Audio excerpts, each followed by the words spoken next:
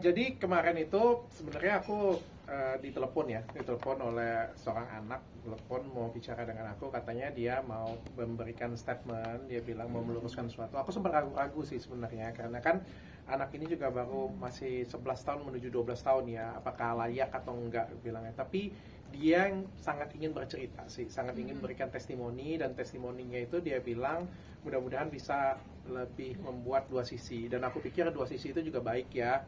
Makanya aku bilang nanti malam aku akan sempatkan waktu jam 8 malam kita akan bicara Zoom, aku bilang kan. Apakah ada papa, aku bilang ada papa di situ, tapi aku pengen ngobrol dengan kamu aja, aku bilang yang penting tanpa ada paksaan. Jadi memang itu maunya dia.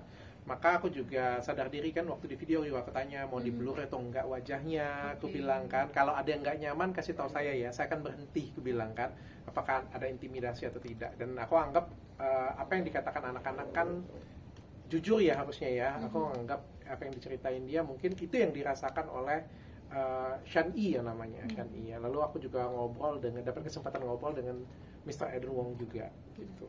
Ngobrolin apa kalau boleh tahu? Kan ditanya, aku juga berkesempatan tanya untuk apakah Tisha Erni itu benar-benar mistressnya, apakah memang ada perselingkuhan di sana.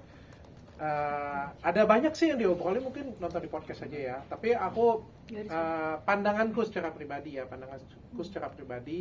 ya aku tahu lah kalau di Indonesia kan segala sesuatu kalau sudah berselingkuh itu sudah pasti salah ya, apalagi netizen sudah berpihak ya, netizen kan maha benar ya. Aku nggak nyalain juga sih. Kalau menurutku dua-duanya punya porsi salah dan punya porsi benar. Aku mencoba bijaksana ya, aku mencoba lebih bijaksana karena ini kan urusan keluarga orang lain sebenarnya ya. Aku sebagai host kan cuma memberikan media, memberikan ruangan untuk mereka berbicara saja ya. Kalau aku ngelihat dua-duanya ada porsi salah dan porsi benarnya. Kalau dari segi laki-laki ya bagaimanapun juga berselingkuh atau cheating itu ya tidak dibenarkan, itu juga salah sih. Tapi di satu sisi juga mungkin sang istrinya juga stres atau apa, kan kita nggak tahu ya seberapa dalam dia terlukanya sehingga dia mabuk atau apa, karena kan memang habit di Korea kan rata-rata minum kan, dan pukul anak atau scolding anak atau melakukan sesuatu ke anak ya. Si suaminya berpikir yang terbaik untuk anak sehingga kayak melindungi anak-anaknya, ngajak anak-anaknya pergi. Jadi kayak dua-duanya punya pandangan salahnya dan dua-duanya punya pandangan benernya di sisi masing-masing. Di satu sisi mungkin ayahnya ngelihat anaknya sering dipukulin, tidak diurus dengan baik, semakin lama kelakuannya semakin tidak baik, ya ada ketakutan sehingga kayak menjauhkan dari ibunya. Si ibunya juga kan mungkin ada yang kasar, aku seperti ini mungkin ya, aku seperti ini tuh karena kelakuanmu loh, kayak gitu. Kalau kita mau bijaksana kan, gitu kan. Jadi dua-duanya tuh ada ya ada plus minusnya gitu kan. Kita sebagai netizen, aku berharap kalian semuanya itu bijaksana. Kenapa? Karena kalau kita terlalu berpihak pada satu sisi, kita anggap nih ya, dengan segala keterlukaannya itu kita anggap mereka seperti yang netizen inginkan. Kan yang kita lindungin sini kan bukan hanya hati seorang istri ya, tapi juga anak-anak ya. Itu juga penting sih, anak-anak ya. Maka concernku tuh semuanya kayak gitu. Jadi kita jangan kayak aku menayangkan video tapi netizen membuli anak-anak. Kan menurutku kalian nggak lebih baik loh. Ya, ketika kalian belain si emaknya tapi kalian membuli si anaknya, itu kalian nggak baik sih menurutku kayak gitu. Kan kita harus mendengarkan dua pihak. Ya, mungkin dua-duanya punya alasan. Si anaknya juga ngerasa kesel juga kan karena ada alasannya. Jadi aku nggak menyalahkan dan tidak membenarkan keduanya. Aku juga berharap keduanya bisa duduk sama-sama sih menurutku.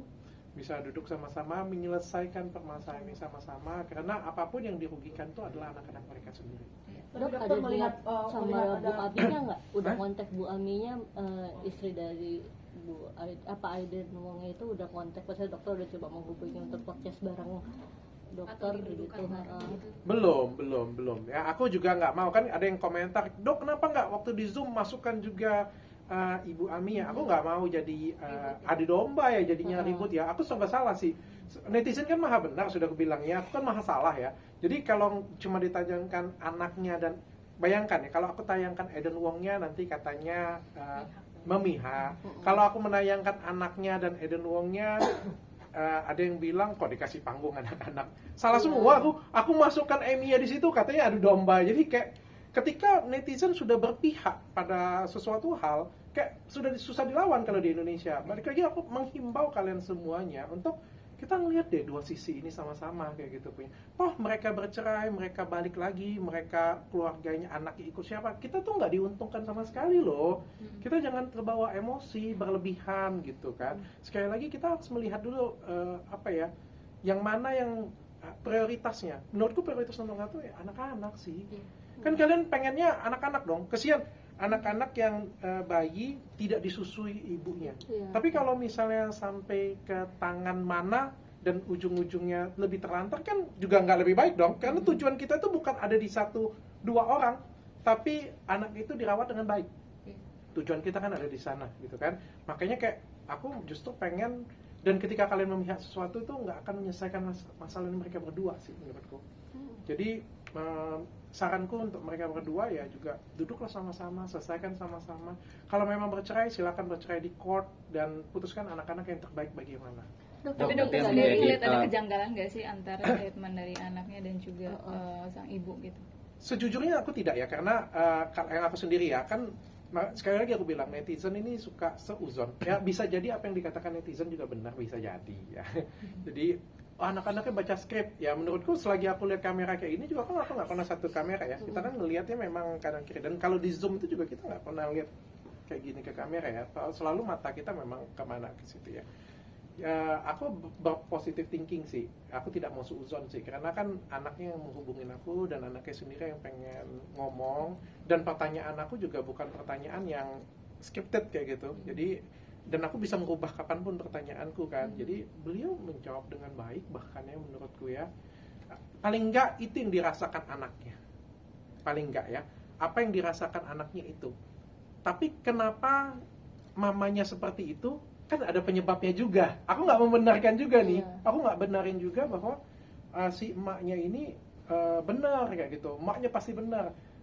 Pasti ada sesuatu dong, kenapa si ibunya ini mungkin stres atau mungkin tertekan sehingga melakukan itu. Pasti ada pemicunya juga. Maka kita harus bijaksana kayak gitu.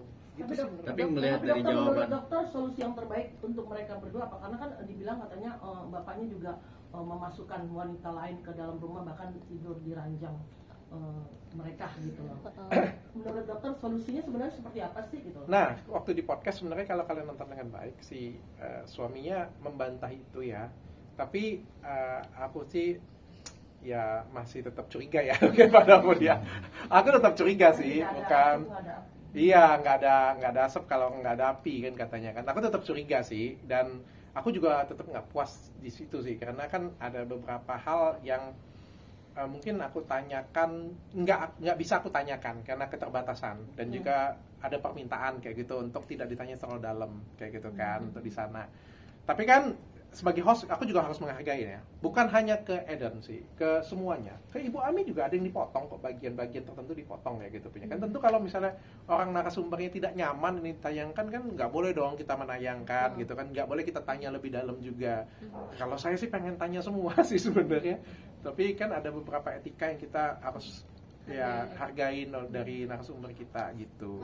Tapi ada ngerasa ngeliat doktrinisasi nggak sih dok? Iya. Aku tanya itu, apakah Tisha Erni ada di Malaysia? Dia bilang tidak. Aku tanya dengan anaknya, apakah Tisha Erni ada di around you, ada di sekitar kamu? Dia bilang tidak ada di situ.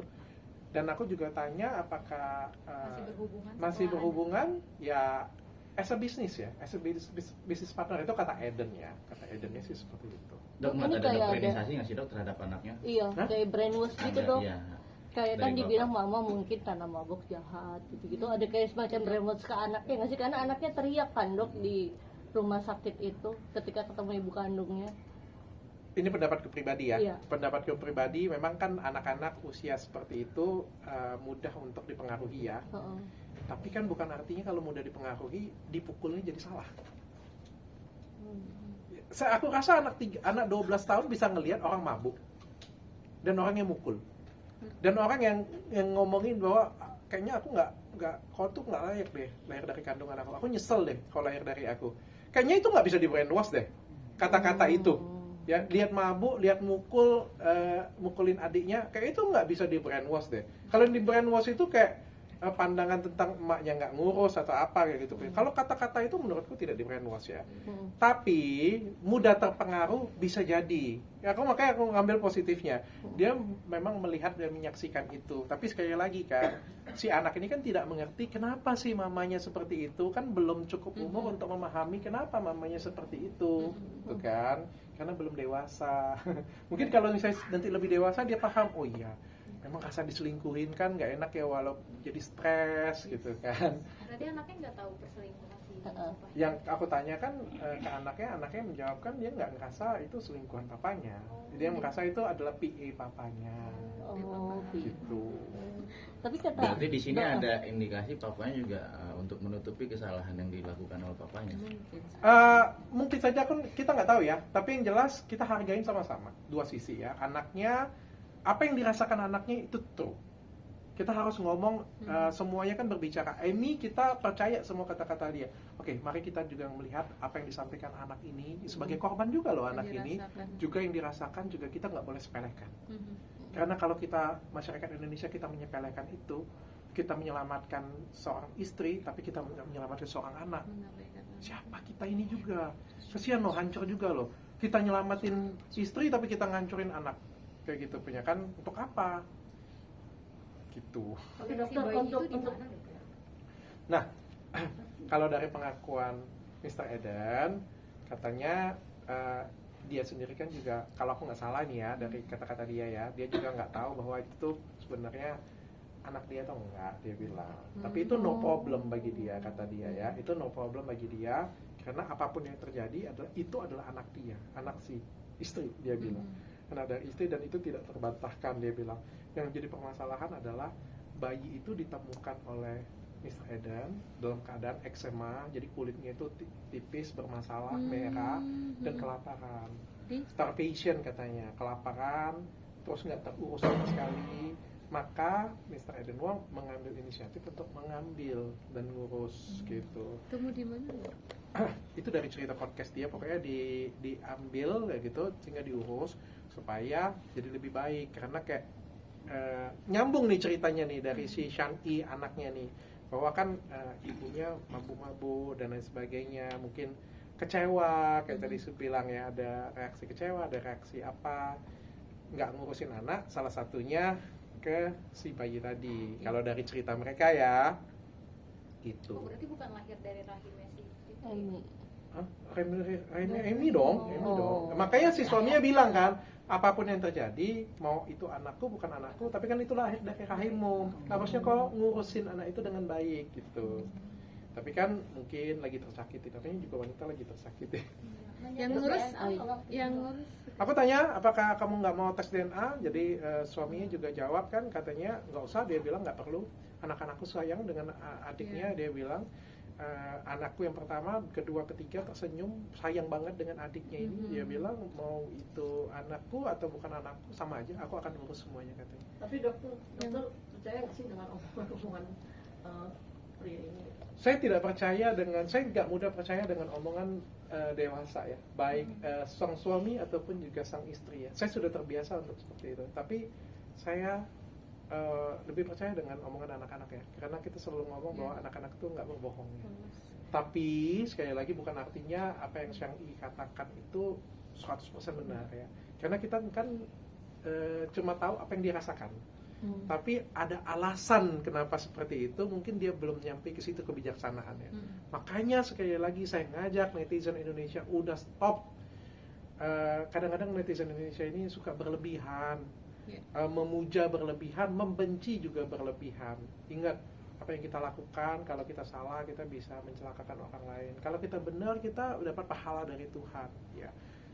Kita bukan cuma mau melindungi istri, tapi juga kita mau melindungi anak-anak di sini. Jangan kita terlalu condong, tapi ya akhirnya membahayakan orang lain. Dok, cerita nggak sih, Dok? Ini secara bijaksana ya. Aku tidak berpihak pada siapapun. Sekali lagi aku ngomong ya, aku tidak dibayar oleh siapapun dan aku bukan pengacara siapapun di sini. Tapi kalau Tapi jadi dokter ada nggak bakal rujuk nggak dok?